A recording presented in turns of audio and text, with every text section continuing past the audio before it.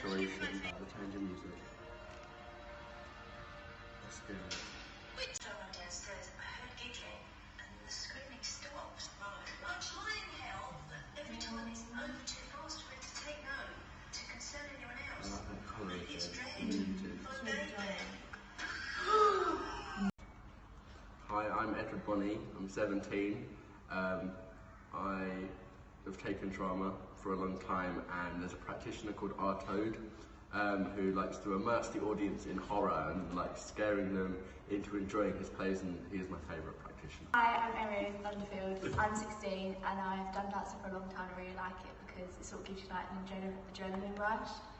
So what do you like most about horror films?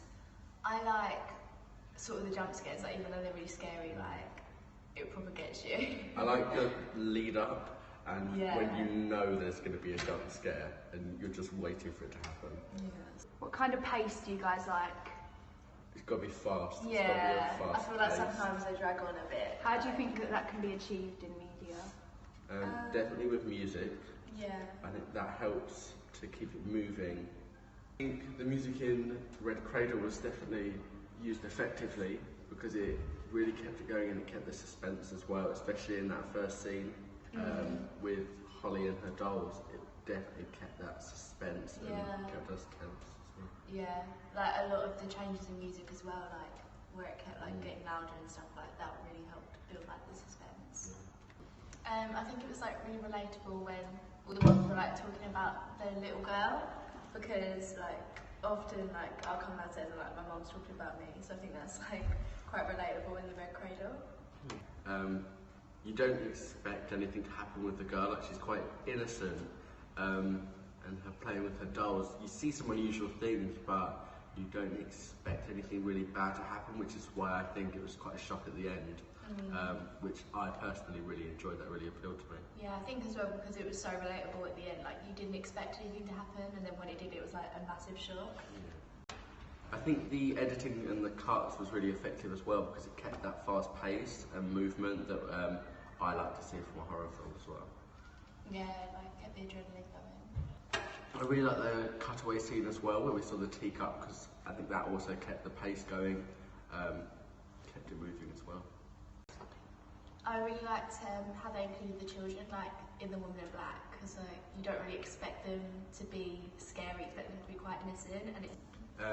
Children were kind of like a juxtaposition of normal life, because usually they're not very scary or they don't do things greatly out of the ordinary, but from seeing past films like The Women in Black, sometimes, especially when they've got that scary music on, you're a little bit more wary of them, and so that's made it a little bit more scary as well. It's really common for teenagers to kind of seek out that adrenaline rush. I really enjoy it, and so I think a lot of horror movie companies, when they're made, they are targeted to that audience because they know they're the people that are going to really enjoy that rush of energy that comes with watching a horror film. So I think that it's definitely something that's kind of grown, and the whole industry is kind of targeted towards teenagers.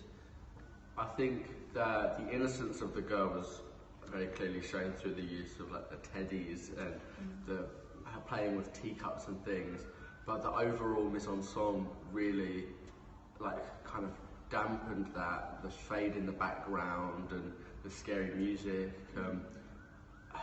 looking around all the time, it really made me more wary, and her clothes as well. Like her clothes are like really plain. Normally when you see like younger children, they're like, they've got really bright clothes on, so it sort of like made you think about that as well, like A bit more sinister, yeah. a bit more wary. It follows that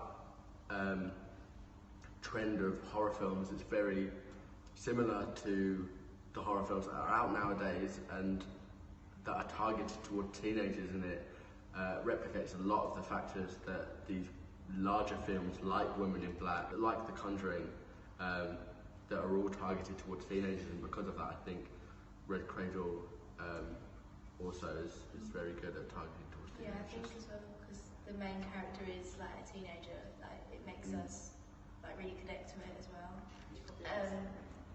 Because she's really isolated, which is like a really common like convention of like horror films, and also the way that It's got the like fact she the was a child dolls. as well. Yeah, and there's like she's really young, like really like made us connect to her, I think.